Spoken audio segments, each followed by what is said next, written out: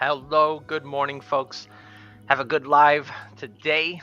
Got a really good instructor. Uh, Looking forward to this one, folks. Looking forward to this one. Got a great lineup. I'm going to talk about Matt Guzman, certified state instructor. If you have questions, feel free to ask them as we go through the live. We're going to get this one started.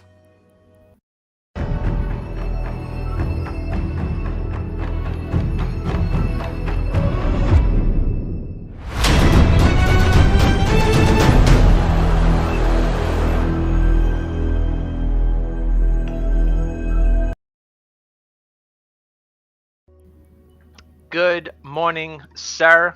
Good to have you. My name's Charles McNamara for the folks that don't know or are turning into the first time. I love doing these Meet the Instructor podcasts. This way, the students get to know a little bit about our instructors and their journey and what they're all about. Today's guest is a true professional. His name is Matt Guzman. We're going to get into the nitty gritty, but make sure you like, share, subscribe, do all the cool things that the cool kids are doing on social media these days. That's how you know I'm getting old. I just can't keep up with that stuff. But we're out there, folks, on Facebook and Instagram and LinkedIn. Each social media page has something a little different. Our LinkedIn page, obviously, is for folks who are looking for work. Maybe you might be new to the security industry, or you might be looking for a second job. Our Facebook and our Instagram is kind of the fun stuff that we do, and our YouTube is our free information channel. We love doing free informational videos and podcasts.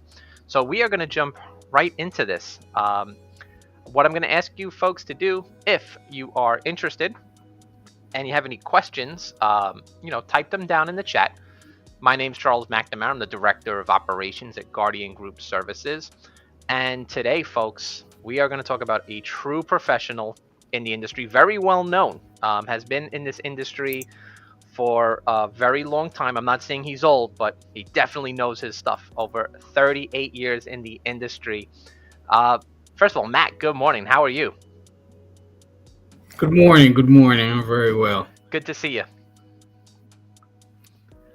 Same here, Charles. So I know you're busy. I'm just as busy. We're both, we got some work stuff going on today. I just wanted to take a moment just to introduce yourself, where you're from, and then we'll jump into the questions. Alrighty. As Charles was saying a minute ago, my name is Matt Guzman. I've been an instructor for over 38 years. I've been in the industry for over 38 years and been an instructor for about 22, 23 years almost. I've been doing all these type of classes from them even before the Security Guard Act of 1992 took over. So I was teaching numerous, not only security, but numerous stuff around the security world.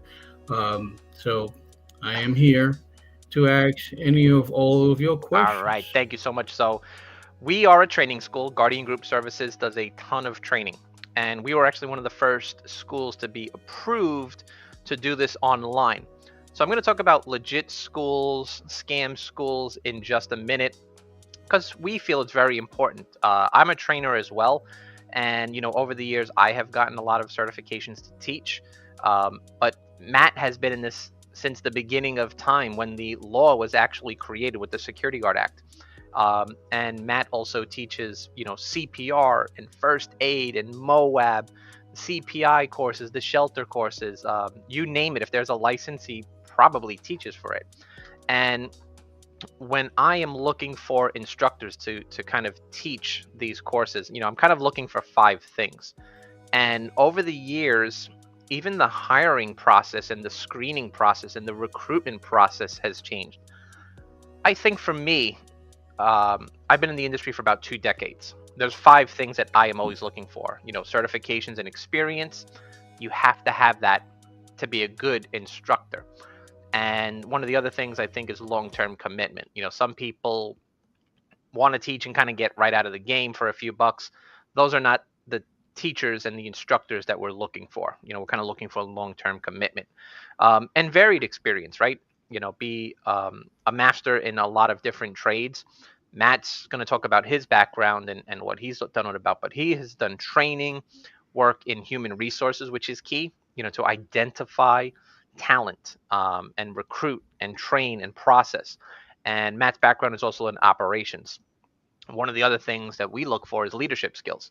Our instructors need to be, go-getters and self-motivated and be able to, teach large groups of students. And probably the last thing I think that I look for is technical skills. And technology changes. Matt's going to talk about some of the things that he's worked with, but Secure was a very big system back in the day, and cross match, and the DVR systems and DTEX, and these things change. You kind of have to learn to go with the flow. So Matt, I talked a little bit about my first question already, but what are your common traits? What makes a good instructor in your opinion? Experience. Hmm.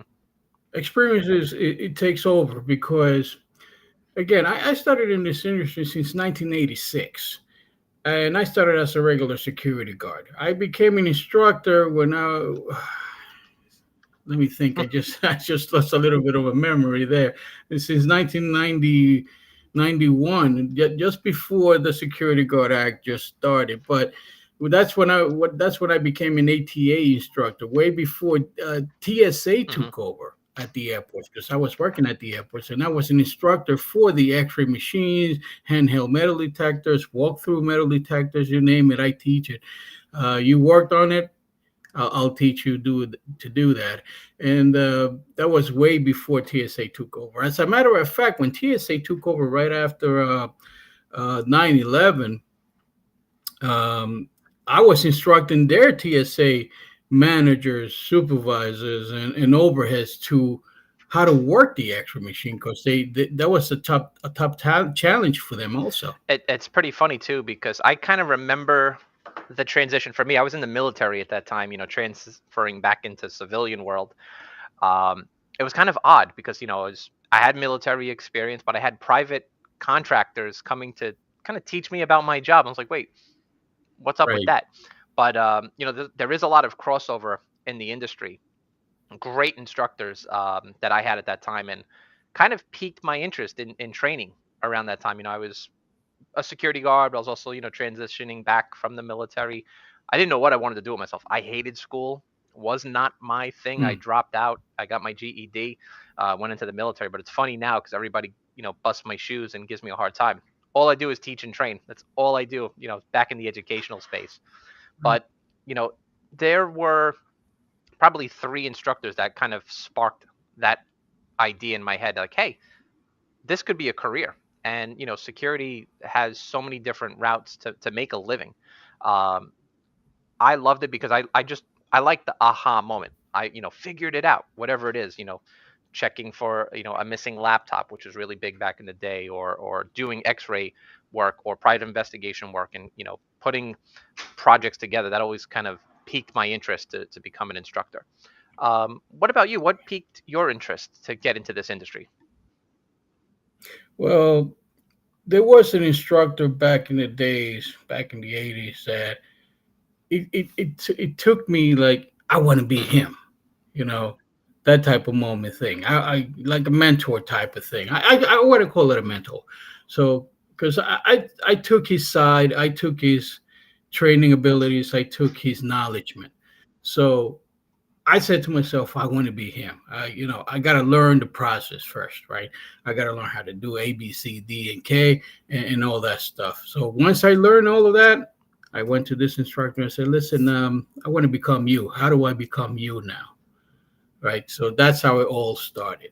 I think, man, you talk about mentors. I have two or three in my lifetime, and I think I've been privileged to really fall under some key leadership throughout my career. Some of them were just a direct supervisor who just ran a very tight ship, no jokes, no playing Right. around. This is the job, go home safe, which made me understand a lot more at the end of the road in my career. And then I had a few key people in C-suite positions who ran companies and really made me understand contract security, what we're all about. And some of the things were related back to the military. You have a project, you have people's lives that are at stake because of the property that we worked at, and you got to take that stuff seriously. Uh, you know, Yeah. Sometimes some people do not. They just kind of look at it as a paycheck. For them, they just do their tour and they go home. But I think there are more security officers in the industry that really enjoy what they do, and they enjoy protecting people on a daily basis. Talk about the process to become an instructor, because everyone always asks me, and I'm sure they ask you this question. How do I become an instructor? And I tell them, you're going to have to give up a lot of your time because it's a long process, Yeah.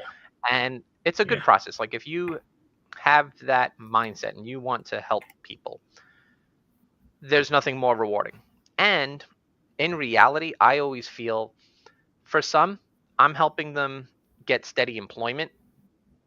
Teaching people, now they have a job, they could turn that into a career. They become a fire guard or fire safety director, and they have reached out to me throughout the years. And they will tell me, Charlie, thank you for your classes. I really, I get it now. I didn't get it then. I was a knucklehead, but I get it now. And they've gone on to make some good money. For me, I'll never forget. It was kind of like acting school. I went to this school. It was a 40-hour instructor development course, and it was great. They taught you the technical things that you need to know, but they also kind of instilled on, you have to be a performer in some ways. I'm pretty sure that you've got your bad experiences. I know I got mine. I've sat in some trainings where people are very monotone, and the instructor just reads off a flip chart. Some people are like, flip chart, what are you talking about? Yeah, well, I'm that old, folks. People used to bring an easel with paper and go page by page. But they were very monotone, and they understood the material, and they would talk for 8 hours straight, just like this. And the Security Guard Act of 1992. And it wasn't fun or engaging at all. So when I went through it, my instructor core of people were, kind of telling me, it's kind of like acting. You have to put on a show every single time you go out there, and bringing things that are relevant over the years. You can literally turn on to the news. Some people will turn on to, TikTok or Facebook and Instagram. You can pull out hundreds of headlines that have happened in the industry and make it relate to their job, because it's always going to be about access control and report writing and emergencies. For my process, it kind of became like acting school. In addition, great program.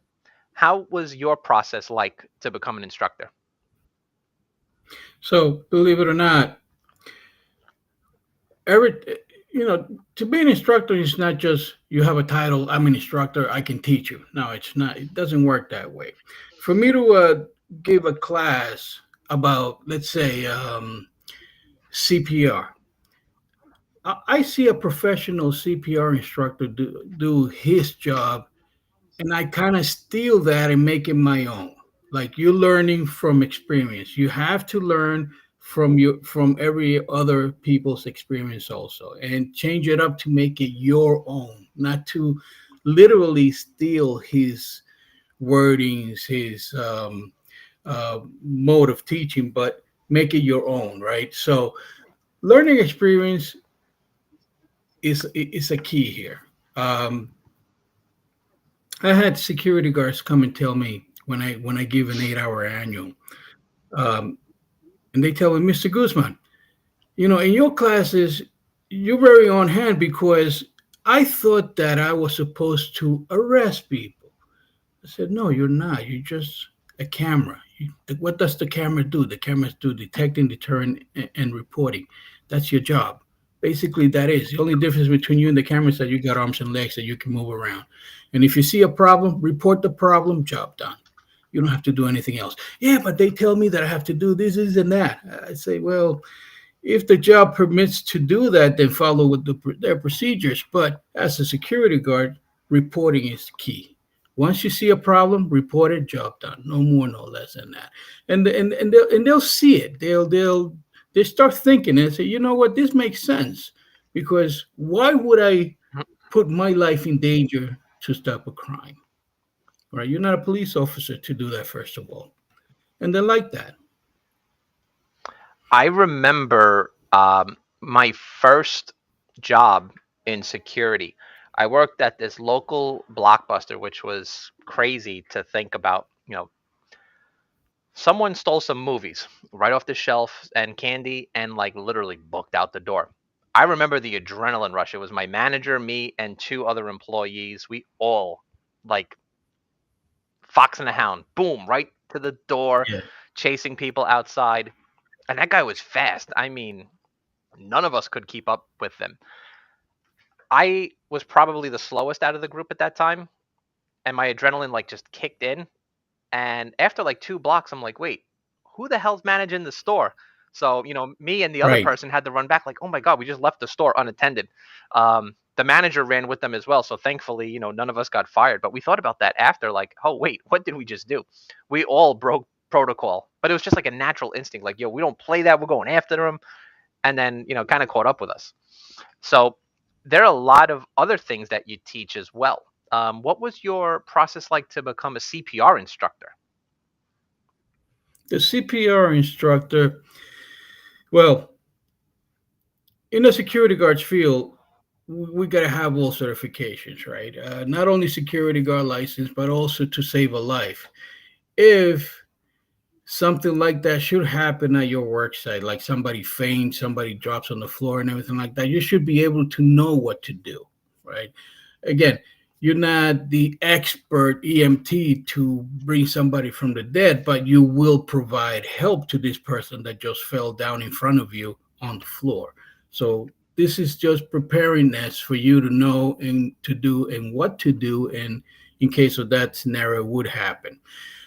Somebody falls in front of you, all you got to do is, you know, follow your procedures if you can remember them. Some of security guards today they forget their procedures, but in an instinct like this, you will forget, but it will come back to you, speak. So you know what to do. Hey, are you okay? You're gonna ask these questions. Are you okay?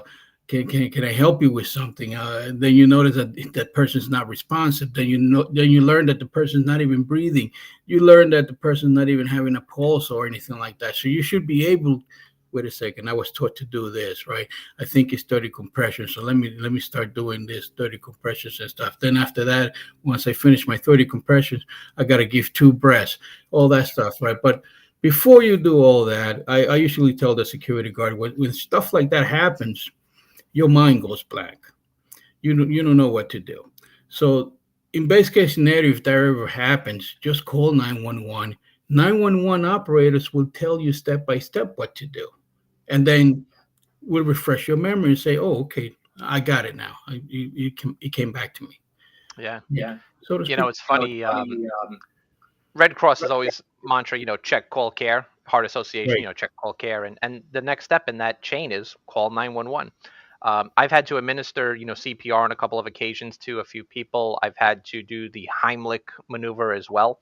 But Right. you're right, people forget in that moment, like, what do I do? They do a 1 day class and they kind of forget about it.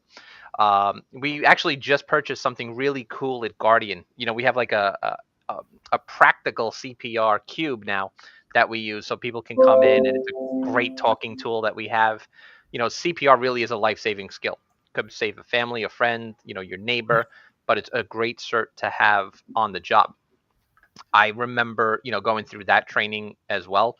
It was very rewarding. You kind of got your booklet at the end, like you are now a CPR instructor.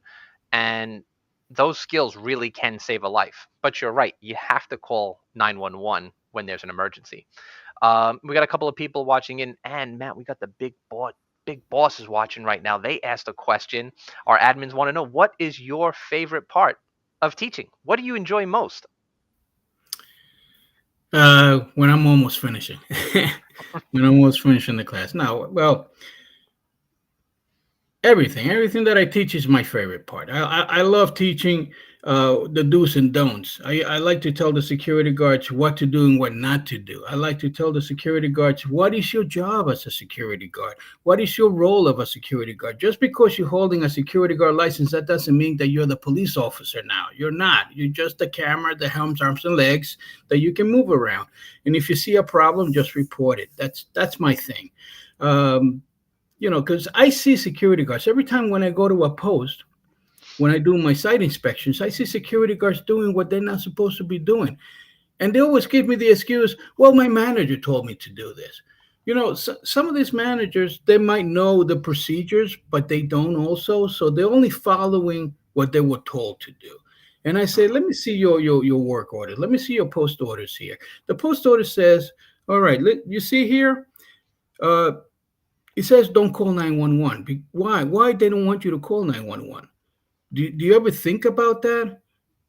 No, I never thought about that. Why wouldn't I call 911 if I see a problem? Well, probably they have a different number for you to call. Look at here. There's another number here that they want you to call instead of calling 911 because they probably have their police officers, their EMTs, their fire department already on site, ready to go when you need them.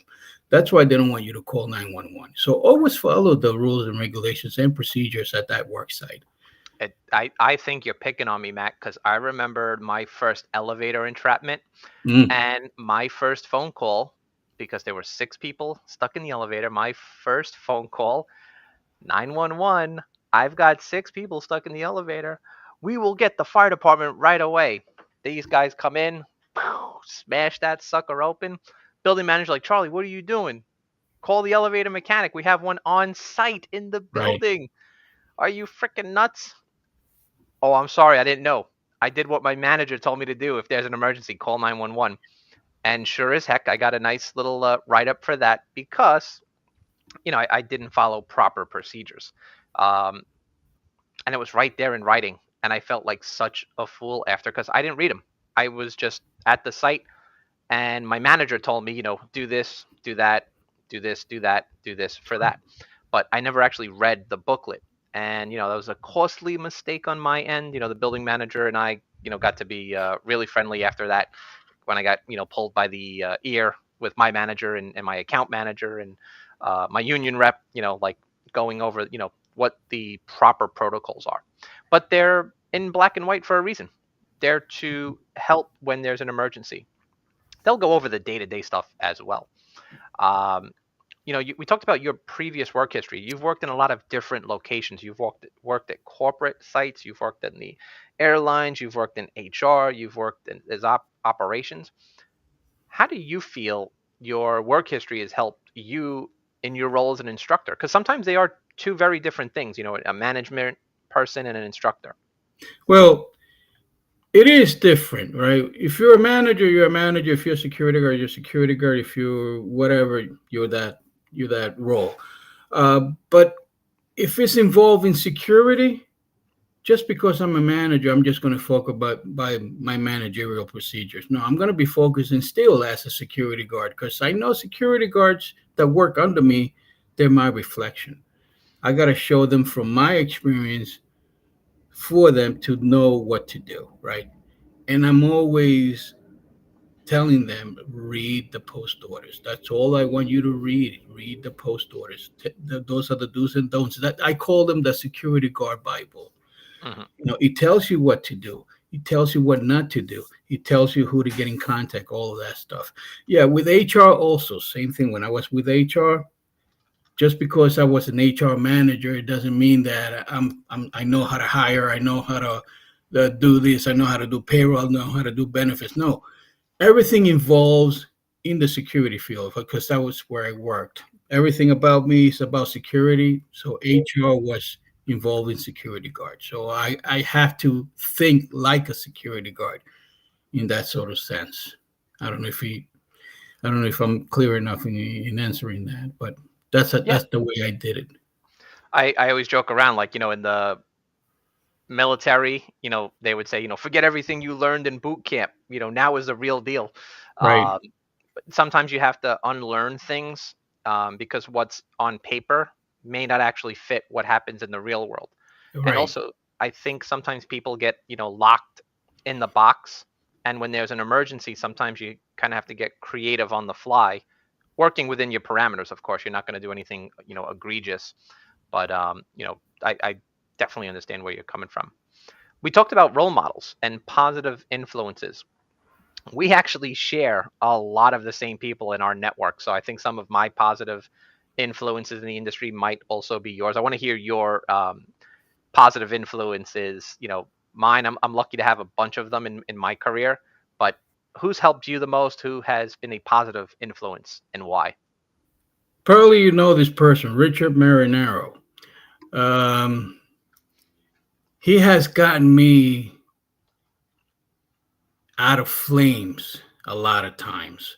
Um, because again, when you're young, you're I know everything. You're that type of attitude. I know everything. Nobody can tell me what to do and everything like that. Richard Marinaro stepped in a bunch of times and told me, Matt, slow down. You're going textbook, so to speak. Hmm. Learn from your experience, right? This is how Yeah. I do it. This is how I do things. This is how I talk to guards. This is how I talk to management. Just do it that way, right? Don't do what you were taught to do, right? So yeah, Richard Marinaro is. I would say he was one of my people that I follow always. So I always follow their thinking, his thinking actually. Yeah, great people. I want to say there's probably, two people that we share as well. They're probably watching this podcast. I'm not going to blow up their spot and Hopefully, name their names, but um, there's so many really good people that really want to see people do better in what yeah, they do. And I've always been big on you discipline in private, but you praise people in right. public. I love helping, security guards throughout my career. Many of them have gone on, I always say like the ladder is, you're a security guard, then you become a fire guard, and then you might get into fire safety, or you might become a security manager, or you might work in like a special operations command, or you might work dispatch. So it's always nice to kind of see people progress, and I've seen a handful this year become managers, supervisors, and account managers, because this industry is not going anywhere anytime soon. And I'm always going out to networking events. There's a big trade show in the Javits Center every year in November. I encourage everybody to check that out. But how do you stay up to date with any industry trends or changes? But by learning and picking up ideas from other instructors and videos and true experience from security guards. Believe it or not, there are security guards out on post that they can teach you a thing or two. You might know. I mean, again, I've been over 38 years security guard experience, but it's always a learning experience. I see people, serious security guards that they know what they're doing, and you say, you know what, that guy knows what he's doing. That's something new for me to bring it into the classroom when I teach next time and stuff like that. So I usually pick up a lot from experience, Yeah, it's the from other same here. people's experience. Yeah, You kind of have, as an instructor, you have to stay in the know. You have to right. talk to other instructors. You have to talk to business owners. What are they doing, and how are they lasting in this industry? Things change. Technology changes as well. I Yeah, always joke. yeah. Um, the old DTEC systems. I talk about this whenever I teach, and people like, what are you talking about? Carry, a key ring with hundreds of keys? Charlie, come on, man. QR codes, that's the way to go. And we do our patrols like that. Nah, nah. I used to carry a big clock back in those days. Like That was, Flavor Flav. yeah, right. It's a big clock. Uh, yeah, it's a lot. Even though with William Lugo, he and I we still teach each other. I mean, with each other and everything like that. He always teaches me a lot of his stuff, and I Yeah. pick up a lot from him also. He's another positive influence in my world. And I always tell people like no one is really above each other. Oh Everyone's yeah, got their special sauce to their training. But yeah, I remember my first job. I had that big clock with the keys, and I tell people, listen, technology changes, but guards are going to be guards. They're going to find ways to beat the system. So they would, steal the keys and learn how to unlock them. Even now with the QR codes, I've seen, every marker on every floor, they would somehow copy them or just take them off the wall and keep them at the desk. And what they patrol sitting at their desk and not really walk around. right. So With the I would, company that I work for now, they have biometric detects. oh, They're doing it with their thumbs. What the hell are you doing that with your thumb? No, that's the detect. that's Okay. so that puts you right on the spot. You know where you are to do your Right. patrol. And people get a little they have differences of opinions about training. You and I have both done a ton of in-person courses and a ton of online classes. I always say, listen, you kind of have to know what works best for you. But all of the training that we do, it's a live interactive class. So similar, to what we're doing now, Right. folks. I mean, listen, if you're in our classes, you'll love it. We do the security, the fire safety. We do a bunch of things. We call on the students through Zoom. You get on the screen, read slides, get kind of put into play and in the mix. What are your thoughts versus online versus in person? Do you have a preference? What has worked better for you? What do you like better? Well, to me, um, both works good. I mean, on through the Zoom or in person. I love interacting with people. I love asking people for questions. I love asking questions, and I tell them there are no stupid questions here. You have a question, you ask. The only stupid question that you might have is the one that you don't ask. So I learn from them. I learn from the students. I learn from other students that tell me, "Hey, this is what we do. This is how I do it. Do you think that's right?" And I'm starting thinking, you know what? That sounds very logical the way that you're doing it. Yeah, I think it's correct. But as long as you're following your procedures, your protocol at your job site, you shouldn't have any problems. But I learned through students also. You have to. I mean, teaching is not just to teach your experience; it's also to observe that amount of experience from other security guards. Yeah, I think in person is nice because you kind of feel the vibe of the Right. room and you kind of know who's really engaged or not. I kind of feel the online classes make the instructors work twice as hard because you got to do a doggone good job of getting everybody engaged. So you really have to call on everybody and make sure you got their full undivided attention. Um, you know, the industry sometimes is it is what it is. People are working two jobs to make ends meet. It's very expensive in New York City. So sometimes, in person and even online, sometimes people are tired. They might have just got off a shift or they might have to work after. Absolutely.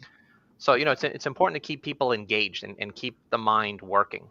A lot of times on job sites, especially nights and weekends when nothing is going on, it's just the four walls. You kind of fight the Sandman, and you got to learn how to fight that and stay awake. But it's a battle you'll never win. Um, Right. Today's day and age, everybody's got the cell phone in the hand. I always tell everybody, where is your focus diverted to? If you're looking down, especially on the job site, that bad guy who's coming in has to drop on you right off the bat. So you got to be alert. Um, Scary stuff out there. But, that's why they hire us, folks. We are there to protect people, property, and information. Right. Um, I know you and I are probably the same. I have your resume right in front of me. It's about Hmm. 15 pages thick. We like certifications. We like training, you and I. What are some of the recent continuous professional education courses that you've taken or instructors licenses that you've taken? Oh, I've taken CPI training, Moab. These trainings are about self-defense teaching, so to speak. Right.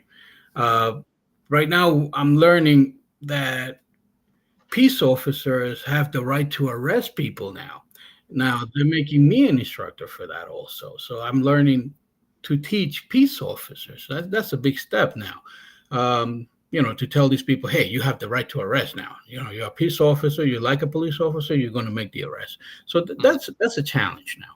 It is a big challenge. Um, yeah, I would say that that would be the big challenge for me right now. Moab is, and for those that don't know the term, methods of aggressive behavior. Moab, Right. a great course. Listen, if you're going to be in this industry, it's a really good course to have. I do want to take that myself at some point. My most recent one was with Department of Defense, the Stop the Bleed. Mm, We're authorized to provide that. Um, my background is more in self defense, fire safety, but I wanted to educate myself more on the medical side of things because I feel more security guards, especially now more than ever, are responding to medical emergencies on the yeah, job sites, I've seen office that a lot. buildings. You and I have talked about this offline, where someone has a seizure or they have a heart attack, and they're just they've got to go respond. That basic care really can save someone's life. And you think about it, in the workplace, security guards probably interact with thousands of people every single day, and those courses are really good classes to have under your belt. It's a good certification. But Moab is just important now. You watch the rise in crime and things out there. There are, and this is a whole topic for another podcast. The problem with policing right now. They don't have enough Mhm. police officers in some precincts in New York City, which is a little scary. Yeah, believe Um, it or not, there's more security than police officers now. We're about 80% out of the police force in New York State. yeah, that people don't realize how many licensed guards. I mean, there's over 100,000 licensed security guards right now that are active, and it's amazing, um, amazing. What resources? I know at the end you joke about this at the end of every class is your favorite part, because you're wrapping up and you kind of get them packing. Here's your certificate, but resources, you give them a lot of helpful information. What else do you give them? Right. So a lot of the students, they always ask the same question. They might want to change their question a little bit, but it's the same question. So what do I do from here? What do I have to do from since I've taken the 8 hours annual, so to speak? All right. So the next step is, if you're ready to renew your license, then fill out the application, send in your $25 renewal, and put today's date on the form, so that way they would know that you're taking this class. So what if I never do one last year? Then you have to complete another one this year.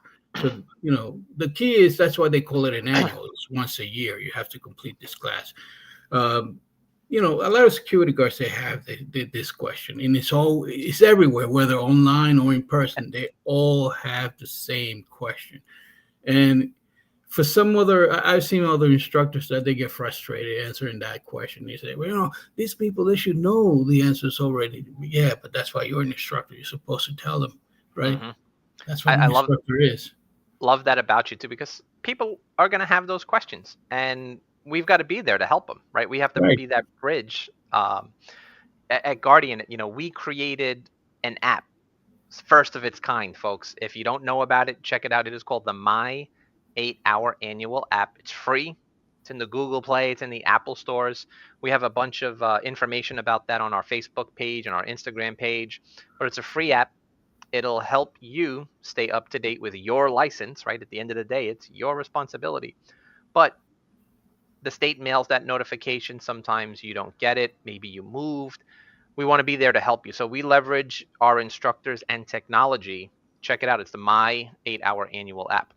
Another resource, people ask about, what other trainings do you offer at Guardian Group Services? And I tell them, pretty much everything. We do security training. We help people get a license. We help people renew their license. We do fire safety for the F80 at the shelters. We do the FLSD class. We do the construction site fire safety manager course. We do CPR, AED, first aid, you name it. We teach it, folks. So check the website for all of the dates, the times. I am pretty sure you'll find a class for your training needs. Um, Really, really good stuff. For training classes, check the website. It's the best place to get that information. Um, Matt, I mean, like the last question, what has been your most memorable class so far? Um, I gotta say, is every class that I teach is memorable, because students will follow the leader, right? You are the leader; they will follow you. Um, I think that I think that about every time I teach, it makes me feel good, because I kind of gave them my perspective, of the way the security guard should see their work. You know what I mean? Sure. And I always say this. I gotta implement this to everybody's head.